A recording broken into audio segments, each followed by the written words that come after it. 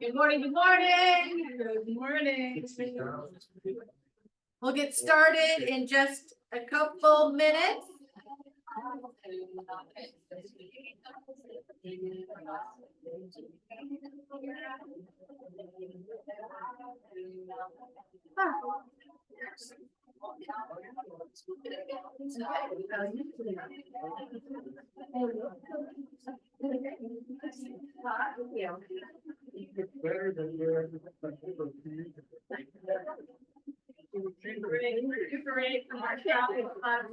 I appreciate that.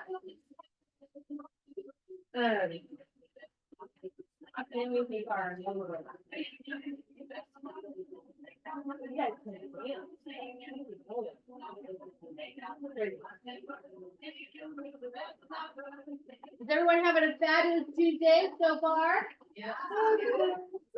I'm excited, full of energy, and so excited about our real estate industry. Wow. Wow, everyone got quiet. Yeah, we still have a couple minutes. Oh, there's Mr. Boyd. Mr. Roger Horn, how are you?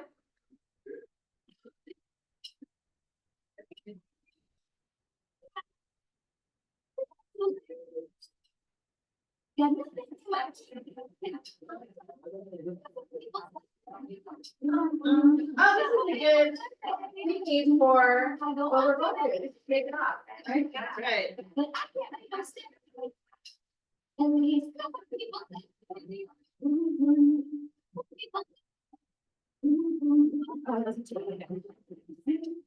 All right.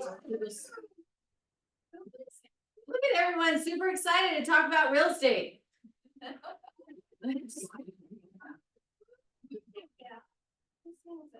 All right. Admit on. Keep in the house. Huh? Steve Sachs is in the house. Oh, great. Yay. Okay. Don't get up. So are we ready to get started? It is 12 noon. Let's get this party started. Yeah, let's get the party started. Okay. You guys ready? Yeah. Super ready. Okay, we got a lot of stuff to cover today. Imagine that. Okay, motivational minute. Linda White. I never dreamed about success. I worked for it. Ain't that the truth? Yep. I don't need to say.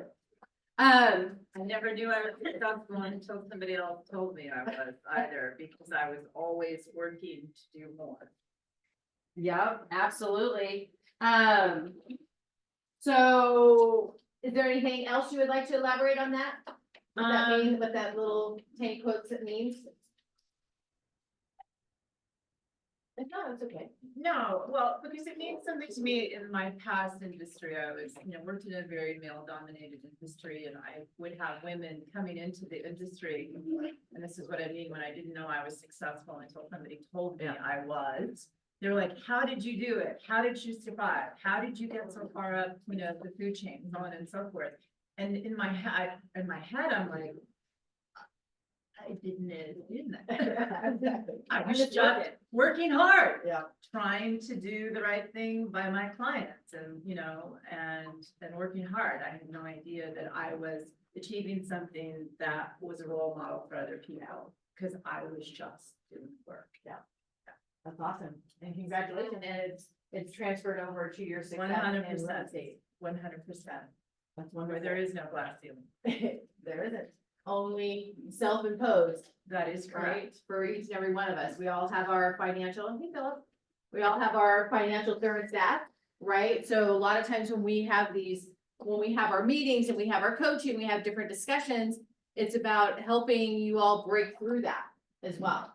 Break through those your financial thermostat, raise it, and continuing through your growth pattern. But yeah, we have to work for it. Right, and I think now more than ever, we have to work for it. Right, especially in the changes of our industry, and Chris will be helping us through that. So remember, we've been We've all been talking about this since January. Remember our first team meeting in January? We talked about survival of the fittest. Remember, it's a new world. We were talking about the new world before it was really the new world, but we knew the new world was coming. Like, Jasmine and I were talking yesterday. She goes, the sky's still blue, but it's just a different shade of blue. Right? And I love that analogy. So remember, we all are selling our expertise, right? How are you going to shift to the skill-based market and communicate your value, right? And if you're just now starting to think about it, I don't know if I should say this, but I'm gonna, you may be kind of behind the eight ball a little bit. Can you, Right. a couple people? Yep. So but that doesn't mean that you'll be that way forever. It's important for you to take your job seriously and the value that you bring to it. So if you haven't been thinking about it, when's a good time to start doing that? Yesterday. All right, awesome. Awesome. Okay, so D-Day is here. Right? What day did it happen? 17th, Right, that was Saturday. What's today? the 19th, 20th, Yeah.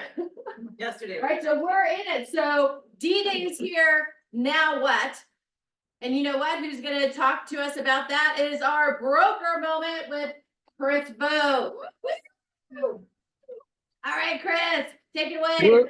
Woohoo, woo. Do I look a little older? Happy birthday. Thank you. No, I didn't have a birthday. So, hey, I want to tell you a quick story. So I'm from Northern California. I'm from the little town of Wilton, a little tiny country town once upon a time. Went to a high school, Elk Grove High School. The year I graduated, it was a town of about 12,000 people. It was a little cow town. And I was one of those young kids that decided I was not going to live in my hometown the rest of my life. So I was relatively bright, did okay in school. So I applied to a bunch of colleges. And along the way, I got accepted to this little college that some of you may know, the University of Southern California, USC. Now, many people use that acronym in different ways, and I won't get into that. I got into my 1978 Volkswagen Rabbit, packed to the gills. This is back before the days parents would send their children off to college or accompany them. And I drove 400 miles to Webb Tower, where I lived for 1 year. Okay. So have I mentioned I was a small town country kid? So I was around, and I did not come from a lot, and a lot of the kids that I was hanging out with did. And one of them drove a beautiful Beamer. So one night they decided, hey, let's go get some food to eat. So we drove through a Jack in the Box drive-through. This was in 1984. And as we're waiting to go through the drive-through, a guy walks up to us and had a VCR sale. Now, four college kids very excited because a VCR back in those days was a lot of money, right? You could drop $1,000 on a VCR. Now, some of you might not know if you're young enough what a VCR is. So I'm not going to tell you, but it was a big deal. So the guy wanted $40 for this VCR. And we thought, oh, this is awesome. And so my Boston roommate from Newburyport, Massachusetts said, let me see this thing. So he grabs a package from the guy and he's like, oh my gosh, $40. We give the guy $40. I didn't have any money. They spotted me the money. We drove to the drive-through, got our meal, got back to our room. We opened up the box and it was full of bricks. Boy, did we get a great deal. And as I thought about our industry right now, unfortunately for the average real estate consumer, what they're doing is they're spending a lot more than $40. And in many cases, when they hire an agent, they're not hiring a real estate professional, and they're getting a box of bricks. So I hope you understand the analogy. My goal, as I've said from day one, when I said, yes, I wanted to do this, is to raise our game. Okay, so I'm going to talk about a couple of things quickly this morning. I do have a Zoom for everyone who wants to jump on at 2 o'clock today. But as I went through prepping once again for education in the world today at 2 o'clock on Zoom, one of the things I recognized as I went through all the forms, because my phone keeps ringing saying, I need to know all the forms. Once again, is there's not a whole bunch of things that have really changed. Now, there is certainly the dynamic that has changed for sure in terms of how buyer side compensation works relative to seller side compensation has changed. That efficient mechanism that we had in the MLS, which we talked about from day one, which is now broken, that's definitely changed. But all the forms, turns out there aren't all the forms. So today at 2, when I walk through all the forms, I've highlighted a couple in red because there's really only a couple. But regardless, it is incumbent upon us, because aside from the settlement challenges that we've navigated through, and by the way, the 17th wasn't really the date. The 17th was the last date that an MLS and an association could make the practice changes. For just about everybody in the room here, that date occurred about a week ago today. And for some of you in Flex MLS, it was actually the week before that. So it is incumbent upon us to understand the forms. So in my first 2.5 weeks with all of you, yes, I've been dealing with the NAR settlement stuff, and I've been dealing with the good old fashioned stuff of real estate, like what the heck's in the form. So I am a very repetitious person in my teaching style, not because I think people are dumb, but because we need to make sure that we absorb what the heck is really going on. Okay. So the first thing I want to talk about is concessions, because it's something that's come up. We talked about that in context of when you list a property and use the residential listing agreement, which along comes with that, the MLSA, the multiple listing service agreement. There's a paragraph 5, that talks about a seller's willingness or lack thereof to have you offer concessions. And what some brokers have done, including us, is we've went one step further at the request of our agents to come up with a little addendum where a seller could offer a specific number as a concession. But when my phone began to ring late last week and over the weekend with some very upset brothers and sisters of you all, because here's where the calls went. Well, the other agent said their client was going to pay 2.5, and I wrote the offer, and now they're negotiating my commission. And I said, yes. So if you go back and listen to any of the videos, any of the Zooms that we talked about, understanding that a seller's willingness to offer a concession does not tie them to anything. There was a TC that sent out an email to one of our market centers yesterday, and they used the term required with respect to a listing addendum. We do not require you to use that listing addendum. Okay. You don't need to use that listing addendum. We did that because there was a collective cry from the field. We need this. Okay. So concessions simply work. So paragraph 5 of the MLSA, the multiple listing service addendum, which is an attachment, which is part of your residential listing agreement. Okay. In paragraph 5, it talks about concessions. Okay. So further, I've been asked by many agents, well, can we advertise concessions? Yes, you can advertise concessions in the multiple listing service. You can, in fact, advertise a specific dollar amount in the multiple listing service. You cannot say compensation or commission, but you can say, for example, seller will consider concessions up to 5,000 or 50,000 or whatever the number is. Now, by the way, when you do this, you might trigger an AI red flag warning. Okay, we had this happen on day 1. Agent said, well, Chris, you told me. And I said, yep, that's what the rules say in rule 7.15. That's where you can check this out, by the way. So we can offer concessions through the multiple listing service. You can't offer commission and you can't offer compensation. Okay, outside of the MLS, you can offer offers of compensation. However, and we're starting to see it left and right. We're seeing it on signs, 2.5%, so on and so forth. Just understand this, that offer, cotton picking thing until the buyers and sellers have negotiated a contract, an RPA. If paragraph 3G3 with the SPBB is included, the seller payment of buyer broker, that's what facilitates the number. So if an agent says to you when you call them, hey, offer of comp, they're willing to pay XYZ, say, great, thanks very much. Go to your buyer and say, here's what I've been told. Now, Mr. and Mrs. Buyer, what I need you to understand is until we get the ball in play and make the offer and begin to negotiate, they may or may not be paying that amount. And remember, when a buyer signs a buyer representation and broker compensation agreement, or the shorter document, the PSRP, property showing representation agreement, PSRA, excuse me.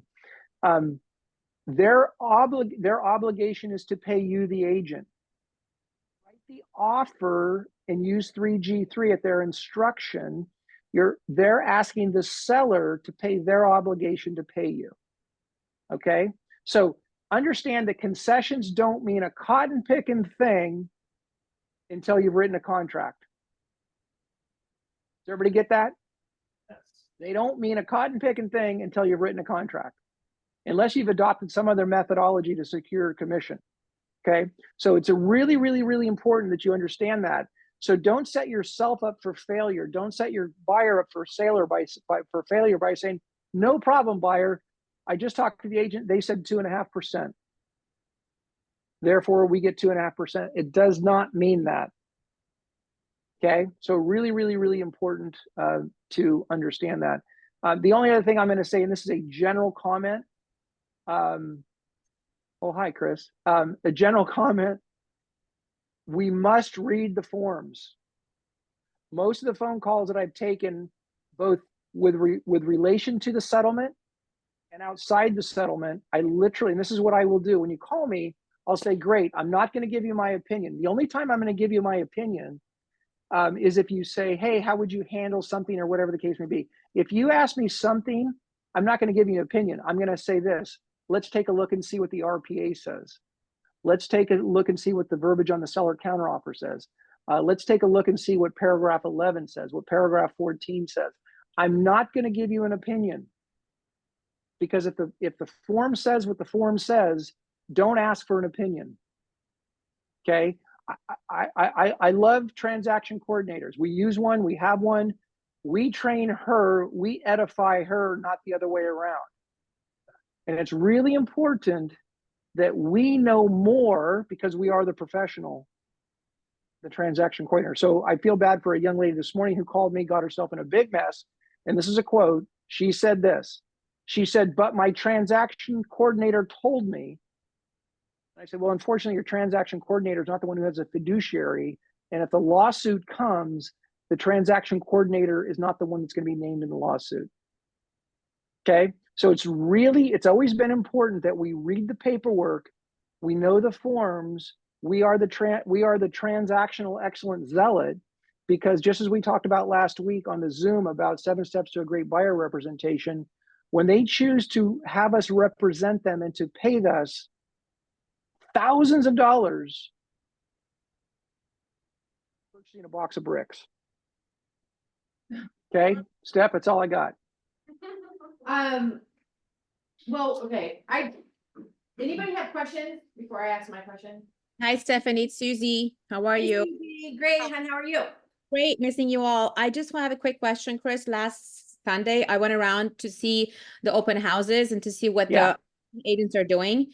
Yeah. I was actually just there, standing there next to the listing agent, just like absorbing what's going on.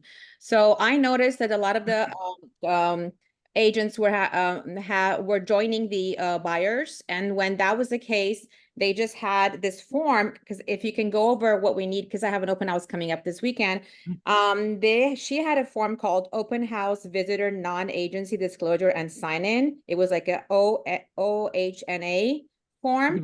That we've discussed, yes. Yeah, so is there any way you can just like point out what are the important forms we need to have present in our open houses? Well, so again, this is my fault for assuming. So the first form every agent should have everywhere, and I'm going to cover part of this at 2 o'clock today. Okay, you need to have a copy of the agency disclosure everywhere you go. YCAR has not prepackaged that with a couple of things is beyond me, but you should have that. You should have a buyer non-agency agreement. You should have the ONA form, which I've talked about in a couple of Zooms that have been recorded and have been sent out to everyone. You should have a copy of what you now should know is one of my favorite forms, the BCA, the Broker Compensation Advisory. You should also have a copy, I believe, of the marketing piece that we created for all of you, the Just the Facts marketing piece that was sent out to all the market centers last week. I would also have an example of the BRBC and the PSRA. So a buyer, as you begin to have a conversation, knows what those agreements look like. Okay. So yes, let's see, how can I say this tactfully, Stephanie? Just say it. Okay, so this is why, aside from the education, I've provided, without doing something like every day, but we've done a lot. I've counted up the number of hours. There's been over 10 hours of education that we've brought to the agents. Okay, and one of the things I'm going to talk about at 10 o'clock today, and Stephanie has touched on this. It's incumbent upon us as professionals, and if I had you all in the room together, I would have you say, professionals, say it with me, professionals, to know this stuff inside and out. So aside from what your broker, well, I'm still technically the managing broker because DRE is still not official. Aside from the value that we're bringing, it's incumbent upon real estate professionals to read and learn and grow through this. Okay. My biggest concern, quite frankly, is that we're not doing enough home study, that we're not, rewatching the videos that I've made. But it's really important that you dive headlong into this and become the expert. I just got a new client this weekend. We went down to visit my daughter and son-in-law. We have a granddaughter that went through a medical procedure last week, and we were visiting, and we were at the Starbucks. Because I knew the settlements and everything around this so well, I talked to a lady by the name of Jenny, who happens to be the head of the engineering department at the University of San Diego. And guess what? Jenny wants the votes to represent them because she's like, you know what? I've been to a lot of open houses and agents don't seem to know what they're talking about. That's what she said to me. And she said, you seem to be like an expert. Okay. So I have her information and we're going to help. She buys lots of houses, by the way. So our demonstration of this, so Susie, you need an agency disclosure because from the outset, every customer needs to know the possible agency relationships. You need a BNA, a buyer non-agency agreement. You need the ONA form. You need the BCA. And if you don't know you need the BCA by now, somebody in this room, then you haven't been listening to this crazy guy talking. The broker compensation advisory, I've said this before, you need to memorize that form inside and out. Okay, use the marketing piece we've sent out, and then I would have a copy of the agreements, the BRBC and the PSRA, that ultimately you're going to ask the buy and sell public to sign. But it's not just a matter of having the form. This is the really, really, really critical, because historically agents, and by the way, I'm a broker, but I'm an agent at heart. Okay, so when I'm talking about agents, I'm talking about myself. But historically, agents go, "What forms do I need for my file to get ultimately paid?" That's really what most agents want to know. The difference here is what we want to know is what we need so we can understand, so that we can communicate and implement any change in our business to the buy and sell in public, so they're not spending $60,000 for a box of bricks. Okay, so it's not just a matter of having the form, it's a matter of having the form and then being able to use that form as part of your conversation with the buying and selling public. Get that? So I'm not a form geek. I'm a relational geek. Okay. Let me explain to you how this works geek. That's what I am. Okay. That's what I use the forms for. So when I talked to the agent this morning who had sold a lot of condominiums and said to me, I've never heard that we're supposed to have 12 months of minutes on every file if it's in an association. I've never heard that. And I said, oh, well, that's interesting. So let's look and see what paragraph 11 says. So I wasn't being a form geek. And then we role played through what that would look like on the next listing that she takes. Okay. So it's bringing the forms to life. It's bringing the information to life. So like agency disclosure, I say to people, here's a copy of it. And it's really important, Mr. and Mrs. Seller, Mr. and Mrs. Buyer, that from the outset, you understand the possible agency relationships in a real estate transaction. That's part of my DNA. Okay, so I know it's a long answer, Susie.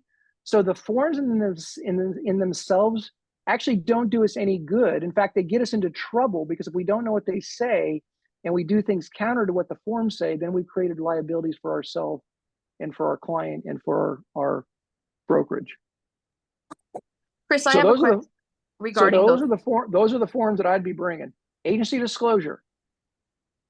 Hey, visitor and non-agency disclosure and sign-in. The BCA, broker compensation advisory, just the facts, ma'am. That came from Dragnet, right? Was that FBI or Dragnet? I can't remember. Marketing, that's the marketing piece. That's the, you know, the nice friendly version. And then I would have a copy of the agreements that you can go over and explain to them what they say.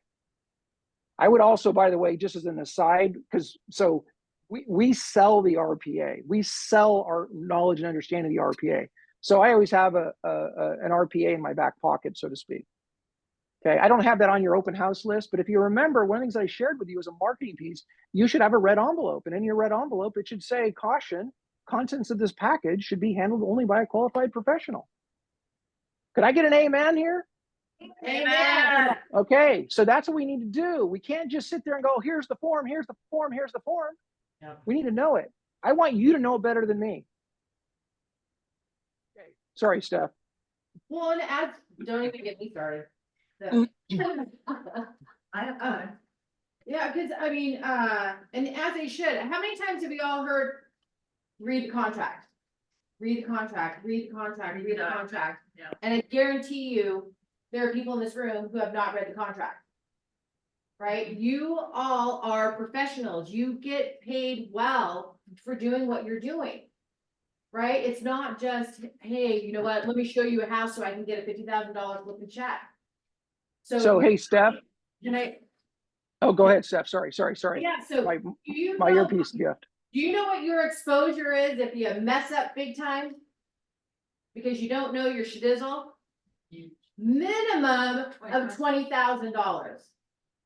Do you have just an extra $20,000 that you want to just like give away? And that's just you, That's the just brokerage. And if they You know. find you fraudulent or anything or negligent, E&O may not even cover you because you didn't do your job. So when we talk about and get very passionate about you all being the consummate professional, we do it because we care, we love you, we want to protect you. But if you can't even protect yourself and protect your clients, why are you in the business?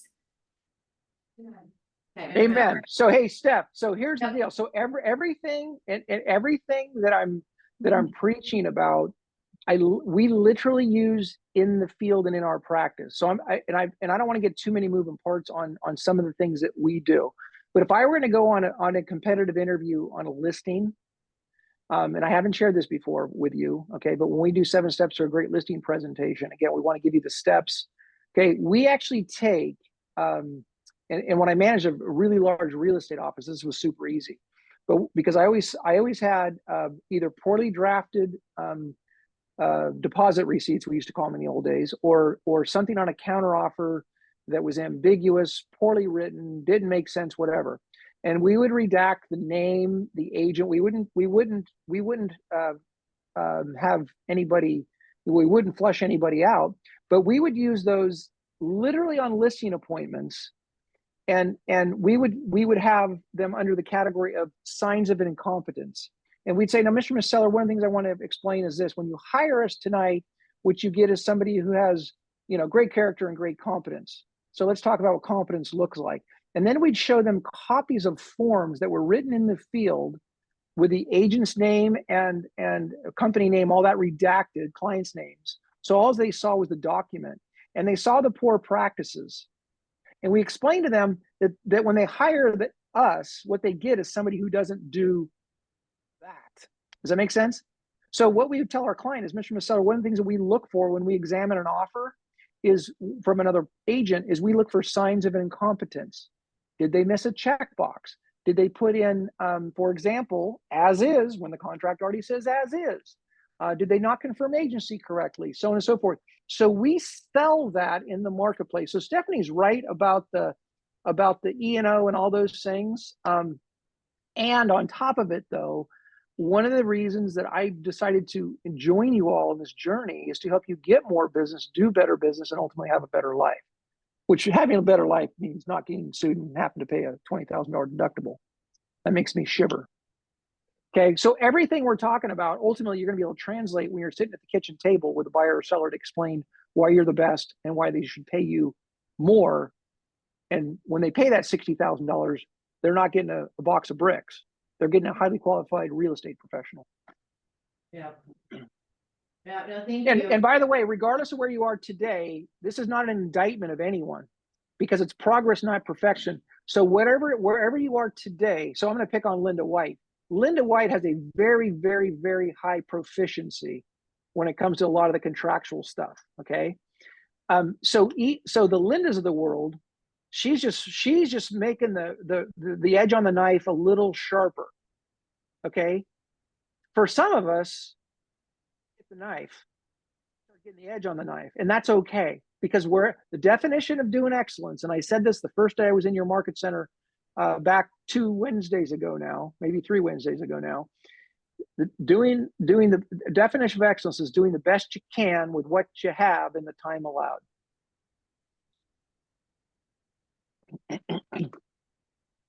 Yep. But yeah, and I just wrote down too, as you all know, and I know a lot of you have known Chris for a few months now, and you've known me for a few years now, right? You know that we're passionate, right? We're passionate about your success, and we want to. We're passionate about making sure that we set you apart from all in our market share, right? And that the community knows that they need to go to a Keller Williams Calabasas. Yeah. To get the agents, because we have the most competent agents in the industry, not even just in our area, but in the industry. So we want to have that reputation, right? Because the reputation is all we have individually and collectively.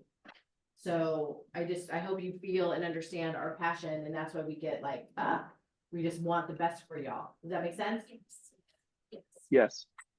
Hey, did Jasmine have a question? Miss Jasmine? Maybe not. I thought I heard her. I thought I heard her voice. Christine? Hi, I was just gonna ask that. Yeah, so we can hear you. You hear us, right? Okay. Is besides that, we have to know it for ourselves, and like you were saying, everything he says is spot on, and Chris. I feel like because we have to know more than know it, because we have to make up for the other agent. Yeah. And that's really experience. Amen. I mean, Yeah. right? I mean, that the whole. Yeah. Like, we're having not to teach them, but we have to protect ourselves by knowing what they're doing is wrong. And if we don't know it, we don't know it. We don't know that we're being led down this path. So I think it's so important just for your own self, and everything else that you're doing. That makes sense. Yeah. You know what I mean, right? Yes. Yeah. I just want to add to that. If you are not taking advantage of everything this brokerage has to offer with classes, Chris has put an enormous amount of time into these classes. And if you're not attending, shame on you. That, every class, whether you've heard it before or not, you get something new out of it, something solidifies. So if you're not taking advantage of that, then you are doing yourself and your clientele and this brokerage and everyone else around you a disservice, because you are putting all of us at risk. So, okay. And you'll be left behind, because you won't be able to work. And other Right, places sure. don't do this. I mean, there are other brokerages that don't do this, or if they do it, they make you pay for it. And I watch the So- videos over and over, and I get something every time, or I'm missing something, and as much as I'm in it, I still have, I just missed something different. So it's right on. Yeah. I mean, Thank there you. are. Well, the other point that's going to be really important on this is because, and I've said this before, but I'm going to say it again. So every time there's a change in our industry, what it does is it flushes out that which our industry didn't know before the change happened. Okay, and this is in my opinion the greatest example of that.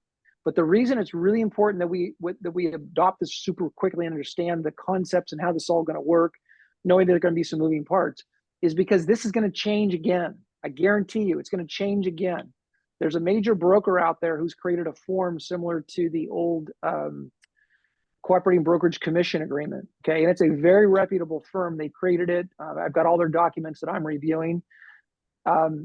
It's documents like that, though, that are very, very, very troubling to the DOJ. Okay, they don't want cooperating compensation like we used to do it, which is essentially what that form does. Okay. So the reason it's so important is because between the DOJ, between CAR trying to change things as things move and flow, and they're reading the tea leaves about what's going to happen next, and they're getting input from the field and brokers and this and that, the forms are going to continue to move and change. Okay. So it's really important that you keep on top of this. You know what we have before us now, so that when they change it in October and most likely in January, when it appears that the Assembly bill will become law. It's not law yet. There was an email that went out almost as if it was law from somebody I saw. It's not a law, but most likely it will. And that law will likely have some pretty mighty teeth in it. So it's going to be really, really important that we understand what's going on now, so that when it moves again, we're the pioneers. We're the ones that are ahead of the game, so we can articulate and then implement to the buying and selling public. Yeah. Chris, it's Jasmine. I did have a question, but somebody was at my door, so I couldn't ask it. Two questions actually, real quickly. First of all, at an open house that we are hosting for our sellers, is there any reason why, or if we're visiting an open house, is there any mandate to have to show the buyer compensation agreement form upon entry unless requested by the seller? The seller has dictated to their agent Correct. for whatever reason. Yeah, that is a great question. And there's an MLS rule that actually goes to this point. So by the way, nowhere in the settlement agreement does it say that a listing agent has to be the police. Okay.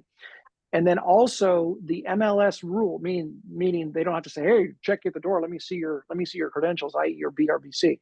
Okay. So there is no rule around that in the settlement. There is no rule. In fact, it actually specifically says that the buyer's agent must have a representation agreement. And by the way, I'm paraphrasing.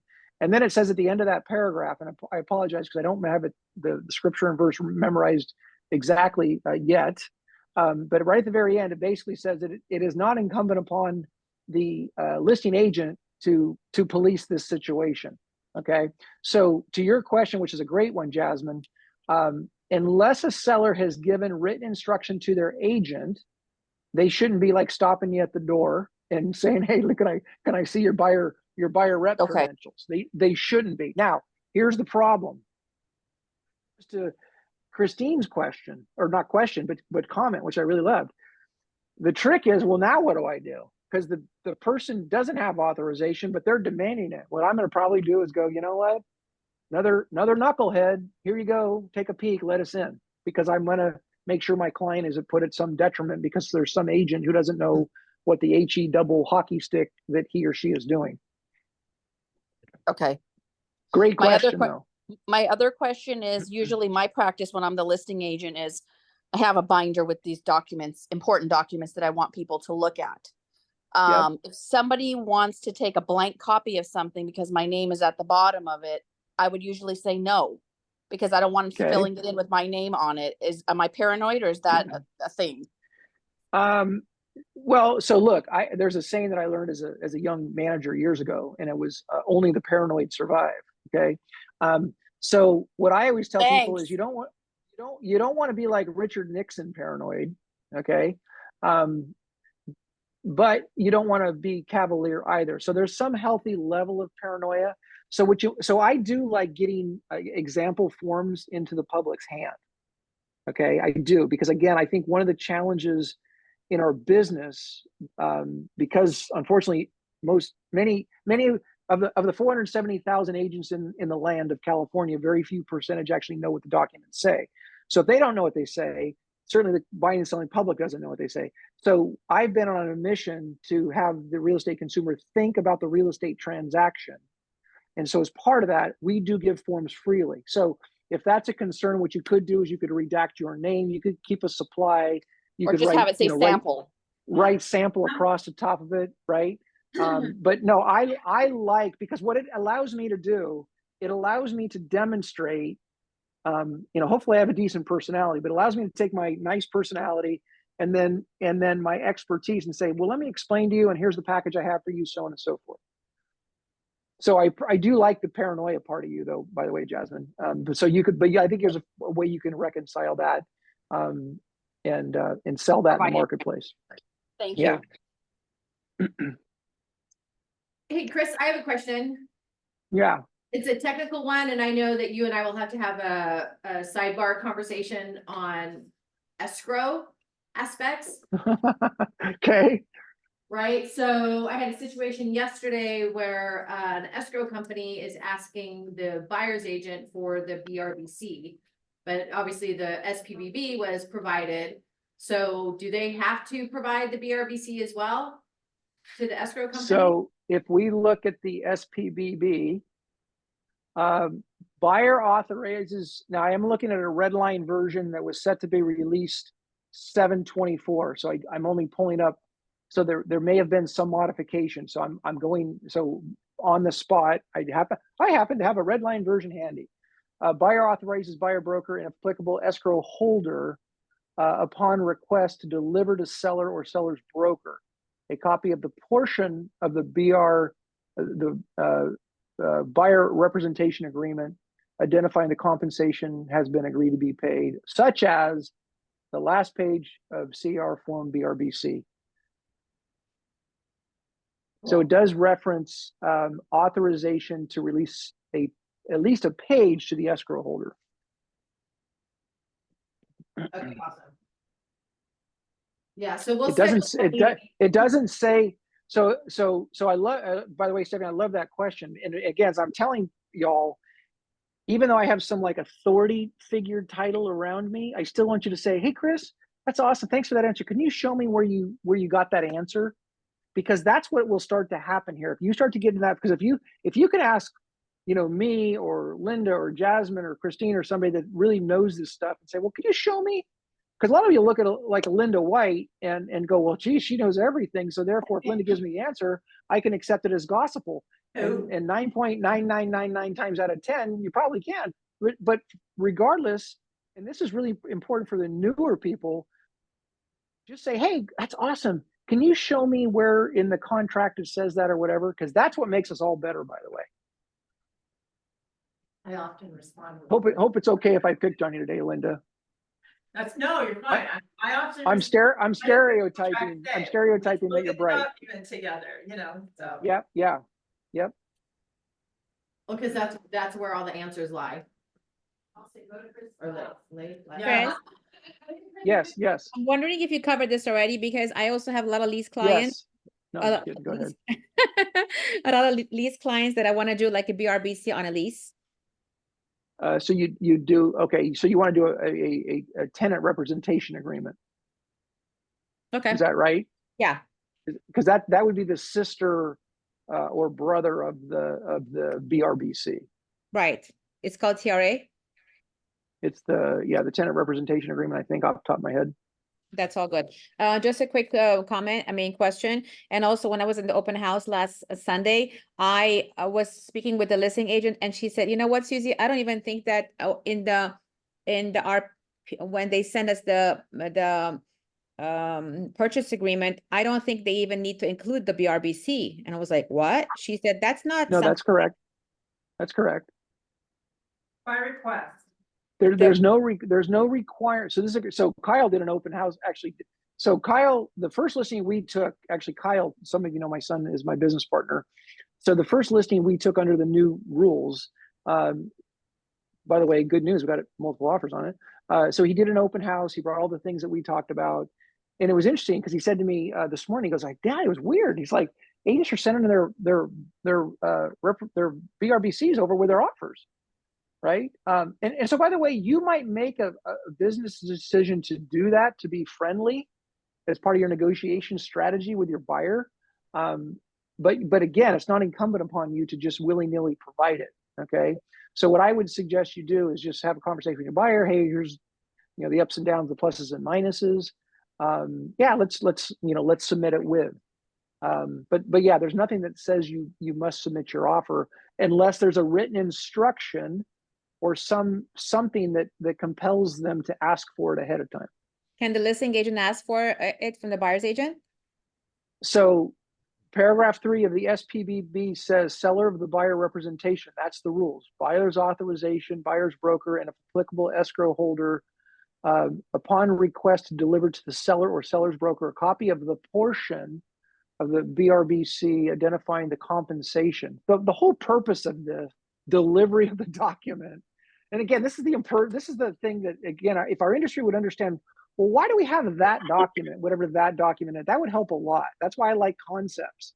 The concept is, under the terms of the settlement, they've said that an agent can't collect from a buyer more than what's on their buyer broker agreement. So now they're writing an RPA and asking the seller to pay the obligation to pay their agent that number. The whole purpose of this isn't just willy-nilly to say, oh, we want to make sure they have this document signed. No, it's so that the numbers align with what they're asking. That's the whole purpose. So an listing agent who's like demanding it, they don't even understand the purpose behind why they want the document, what they want anyhow. All they really need is what that amount is on that last page that the buyer's obligated to pay their buyer broker. Thank you. Just one last question is that I'm about to list a listing on MLS.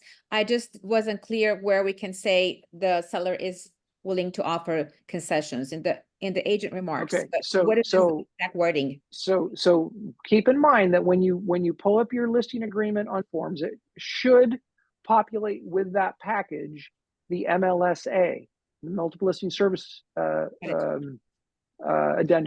Okay, multiple listing service addendum. And then paragraph 5 boilerplate says you are not authorized to advertise concessions. I'm paraphrasing. You must check the box with the consent of your client, by the way, where they would indicate, yes, Susan, we want you to tell the world we were willing to consider concessions. Then if they decide, hey, we want to consider up to a certain amount, then you would use that listing addendum that we've created and sent out to all of you that has the 3 check boxes. I got him signed that. That was a good Okay. one. So then what you would do is you would, by following your MLS rules, you would say something in the public and or private remarks that the seller has indicated that they're willing to consider concessions or a specific dollar amount if that's what they've agreed to, blah, blah, blah, blah. Okay, but in the MLS, you will not mention compensation or commission, because that red flag warning, if you go through that red flag, will give you a $2,500 fine that you will get to pay to your multiple listing service. Thank you. All right, there we go. Point of view on the Over here. posting it. Like, this is for women, but like the idea is why show our Well, cards?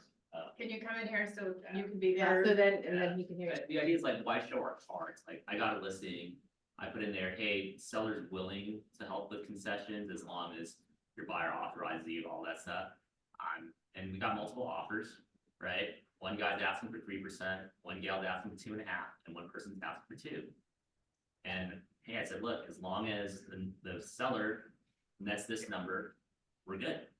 So if the 3% guy can come up to 912, he beats out the other offers that come up only to 895, right? He gets his extra 1%, which is like $9,000 at that point, simply because he worked the numbers, and then we'll follow through on appraisal, right? So like, why should I have like some sort of number in there when there's one person already cutting himself at the knee at 2%, and we can still beat the number potentially, right? So yeah, that's a great, who's talking, by the way? I can't tell who that is. Philip. Oh, Philip, yeah. So here's the deal. So at the end of the day, so I like to use the word strategy a lot. So no, I think those are great points you're bringing up. So at the end of the day, what I'm going to contend is that every client is different. So you've heard me say this before, hopefully, because I have said it before. We can watch back the video. What I've said is, my wife says to our clients all the time, you're the boss. So what we do is we go through the client's options. Okay, we talk about the risks and the rewards, potentially, and then they choose. But we tell them all the time, we're going to go through the what are your options, and then ultimately you choose. And then often they'll say, well, what would you do? And we never tell them, well, here's what I would do, because what I do is irrelevant, because my risk tolerance is different, whatever the case may be. You know, I might be a D and they're an I and whatever else. So what we're going to say to them, for example, we could talk to them about, well, here's one of the downsides of offering a certain number. Now, the upside to a certain number might be this. And this is what we do. We role play, because you're not showing any cards, by the way. This is the important point. That's why I led at the beginning. This is where it feels a little stingy on the buyer agent side when you call the listing agent and the listing agent says, yes, they're willing, they're paying 2.5. That's what some are saying. They're paying 2 or whatever the number is. Okay. So the first client we talked to about under this, one of the things we said, you have 3 options. One, you say no concessions, don't even mention it. Number 2, yeah, we're open. Or number 3, you come up with a certain number, understanding that certain number doesn't even matter until you start negotiating with the buyer. As a buyer, So they- one client said, On the phone. go ahead and advertise concessions. Another client said, yeah, when your phone rings, let them know that they're willing to go up to 2.5 if all the other terms are good. So what's happened in that scenario is, and Kyle's the agent on that, by the way, he's got a line of people writing offers on this property. Now, are they all because of that verbiage? I don't know that. So I'm not going to impose my belief on the client and say, well, you're showing your cards necessarily. I'm going to say, here's what they might think, but you're not, because this is not a technical term, but this is the sucky point that we're all in right now.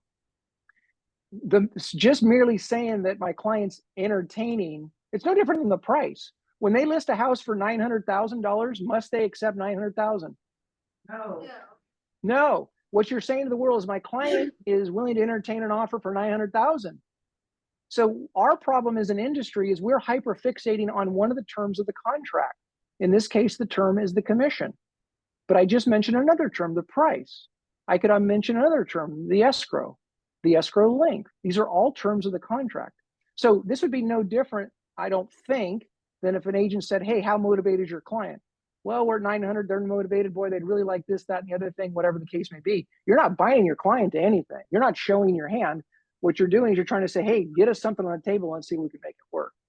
Okay. But those are the conversations we need to be having. And that's literally what we do. We do the jump in the lake discussion with our client, which is no. What do you want us to say? Tell them no, jump in a lake. No, I want my price and my price or more, no questions asked. Number 2, yeah, we're open to concessions. Or number 3, we'd like to put some number around it. Okay. And then we just talk through with them, but they're not buying themselves anything, ironically. So there is a conception out there that somehow they're tipping their hand. They're not tipping their hand because it's not a unilateral offer of compensation like it was in the old days, which is a catch-22 for buyer's agents, by the way. Yeah. That's where the sucky part comes in. Nothing's real until it's the contract signed. Amen, sister. I had an agent call me this morning that was a little frazzled on a couple of issues, and one of which she wanted to know if her client could give a notice to perform. And I said, well, tell me the scenario. And she said, she told me that the contract was ratified over the weekend, and the agent told her that the money, the initial deposit would be there yesterday, and it's not, and they want to give the notice to perform because it's not there. And I said, well, what does the contract say? And she said, well, it says 3 days, but she told me. Okay, well, that's great and all, but yeah, that doesn't mean a hill of beans. So you could give a notice to perform, but understand that. So we went through that whole thing, but verbal means nada. All right. Anything else?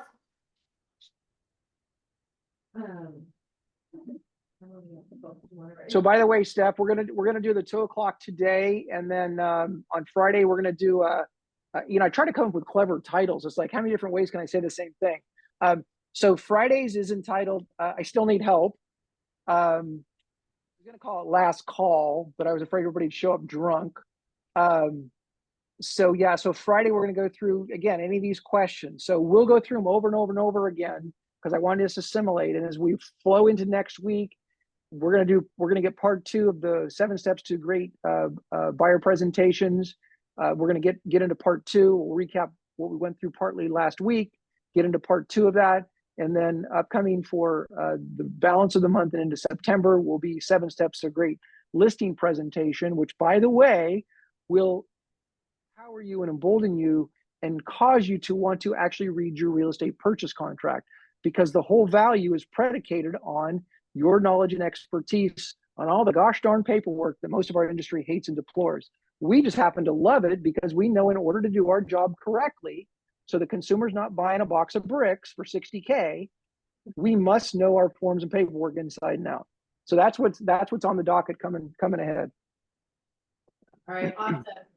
Thank you, Chris. And So- then I'm gonna be down for a live visit. Not that this matters, but I'll be down for a live visit. Good Lord willing, the week of the 15th, 16th of September. Is that right? Yep.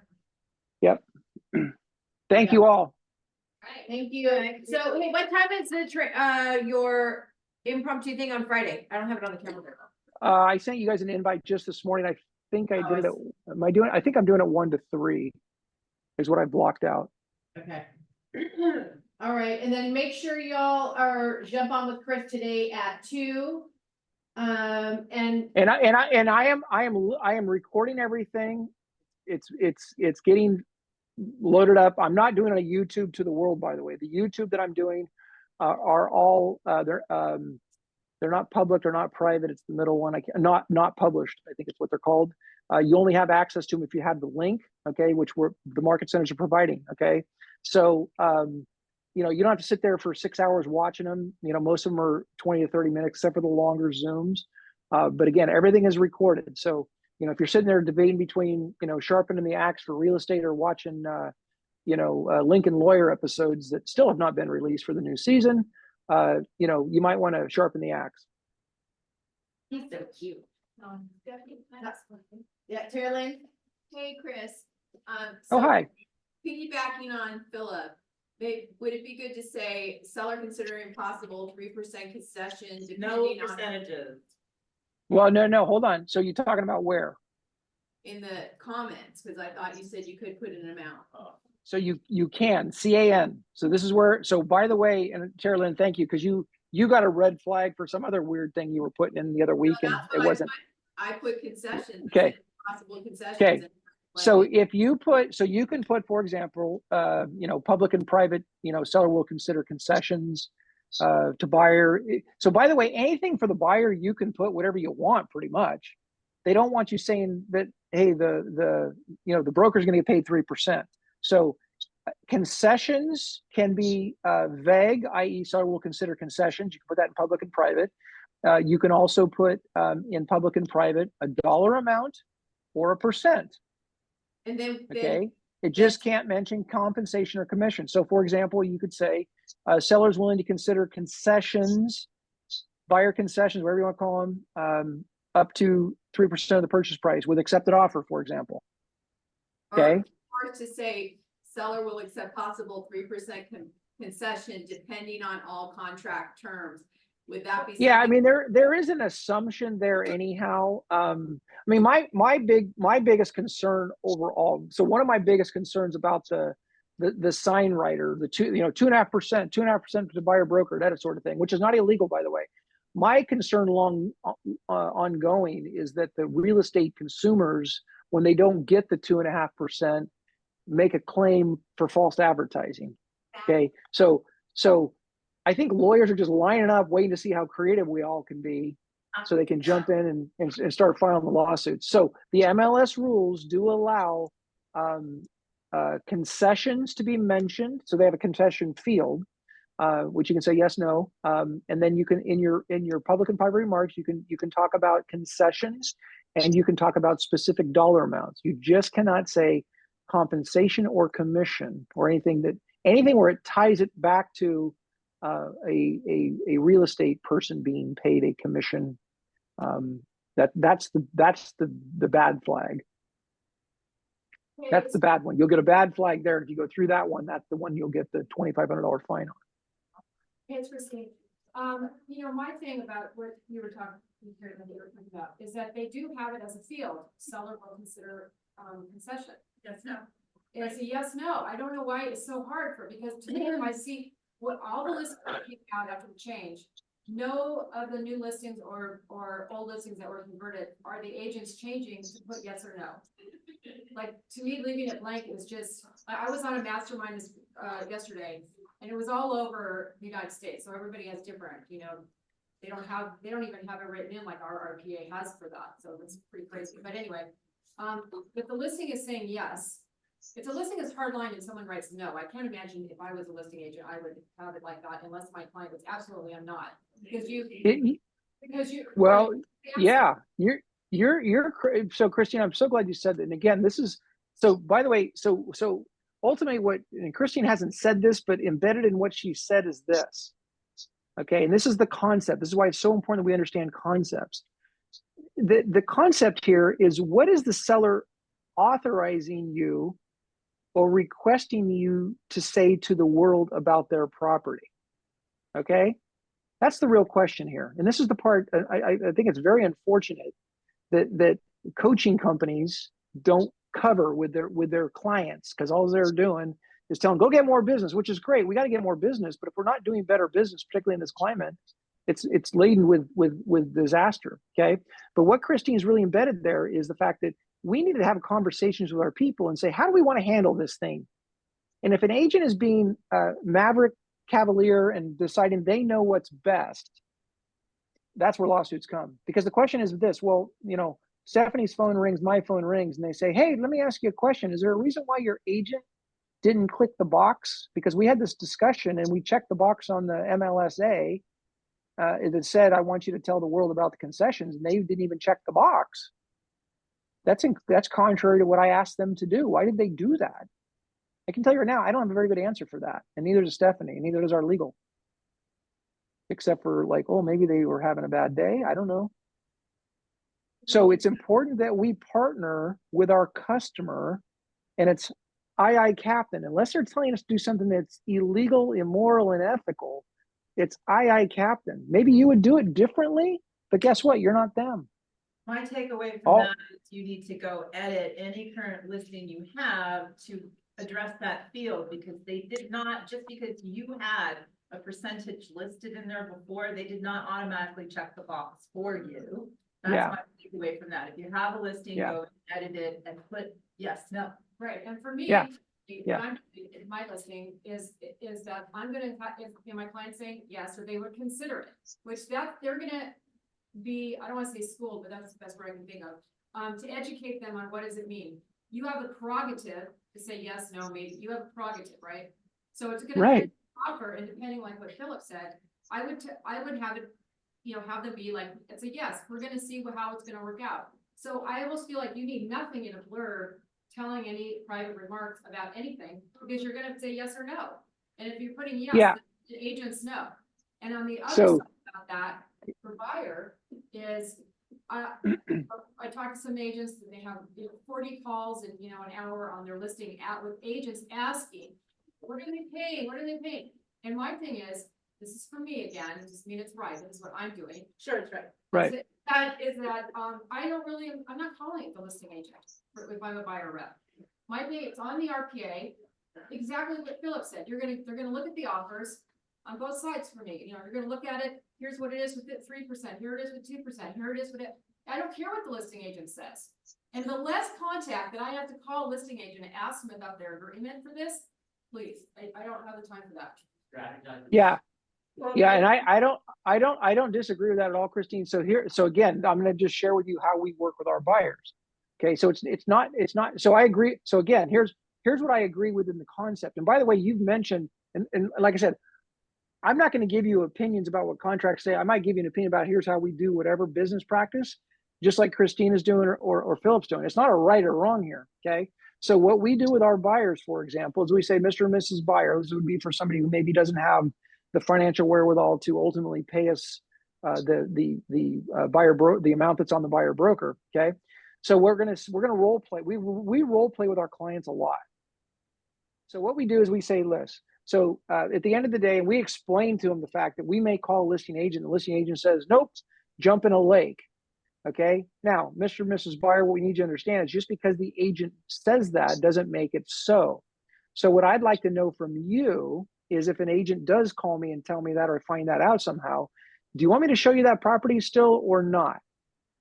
Okay. Because what I don't want to do is have my client say, so the only thing I would recommend you do is whatever your practice is, or whatever practices you're considering doing, that you loop your client in, so your client understands, so they don't come back later and say, why in the heck was Susie sending me all these properties when I really wanted her to only show me the ones that were being friendly, so to speak, right? So I think there's a definite agreement here. It's how you practice, but most importantly, it's partnering with your buyer and seller so they sign off, so to speak, on your practice and go, yeah, no, I'm good with that. Because some buyers might go, no, I only want you to really talk to agents that are like open about whatever the case may be. And again, you're going to talk about the ups and downs and whatever. But no, if you have a practice you're going to employ, you know, if it's legal, moral, and ethical, you can do it all day long. That's totally up to you all. And it works if the listing agents are putting yes or no. My theory works with the listing agents putting yes or no, if they're using that concession field. Right? Well, that's true, provided that they actually are well. So again, no. So in theory, I agree with you 100%. The challenge becomes, I guarantee you right now, there's listing agreements that are in the MLS where there's listing agreements with the MLS signed where the box is not checked in paragraph 5. And in the MLS, the agent or their TC or whoever enters their input says that the seller is willing to consider concession. So there's a disconnect between the forms. And the opposite's true. I guarantee you there's listings where the seller has said we'll consider concessions, and when I got input the MLS, the opposite is what's in the MLS. Okay. And that's unfortunate. But that is reality. So anyhow, we'll get through it all. Yes, we will. We are on this journey together. Yep. Okay, I'm gonna drop. I got a bunch of role play that I gotta get ready for my 2:00 group. Okay, awesome. All right. Okay, have a great day, everyone. Okay, bye. All right, bye. Woohoo, okay. Excuse me. So we are going to table our, Linda, you okay with that for Yeah. September 10th? Because it's too, like, obviously, people want little thing. Okay, hold on. Yep, so Mega Agent Camp 2024 recap with Linda White. She has a lot to share. We both have, we have a lot to share. So September 10th, it's not, our meeting's not over yet, people.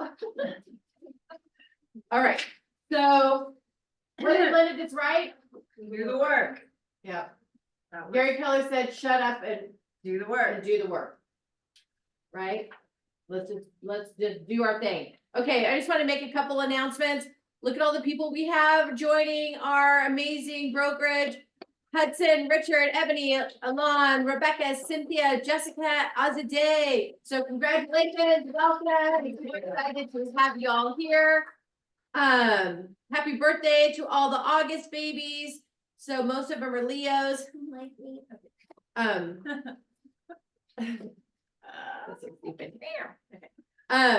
Happy anniversaries to all our beautiful people.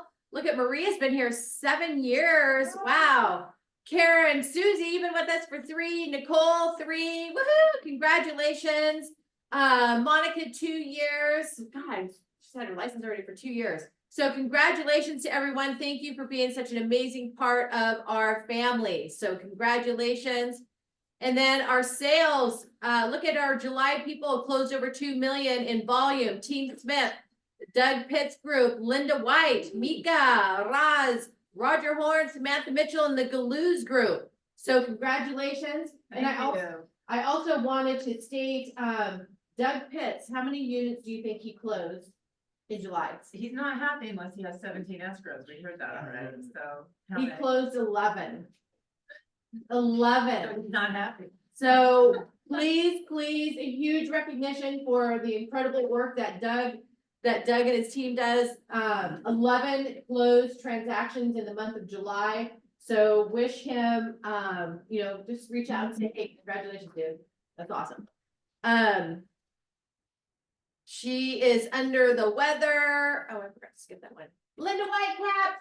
Woo! 100%. 100%. Thank you. Jeff Lando, Cap, 100%. Congratulations. Okay, thank you, Calabasas Escrow. Thank you to my amazing ALC. Remember today, Chris is training at 2 for my ALC peeps. We have our monthly ALC at 11:30 on Thursday. And then I'm doing the RLA class Thursday at 1 o'clock. And then we'll add to the calendar Chris's, his new added, treat on Friday afternoon. So we'll table it till, unless it's like 2 minutes. I'll make it 2 minutes. How's that? All right. Okay, just want to let you guys know what's latest, going on these days, and we are seeing a lot of people doing the cross qualifying where they are move up buyers and they are using the equity in their current home to get into the new home with little to no money. So we've done several of those deals and have more people who are lining up with interest there. I've done 3 deals in a row for some reason that are asset qualifiers. So if somebody doesn't have a job, and this one of them doesn't have a job, doesn't have credit, doesn't have a driver's license, pretty much doesn't have anything, but she's got $2.6 million. So I'm able to find her something. So money definitely talks. I've talked to a lot of people about weirdo deals lately, including some fix and flips, doing a hard money rescue right now as we speak. And then I just wanted to mention in the news, 1 in 6 homes in the last quarter has been purchased by an investor. So, yeah, that's what I thought. So, if you know people who are investors or like want to be buying property, then they seem to be interested in doing some moves, so. Awesome. Thank you, Cindy. Woo-hoo.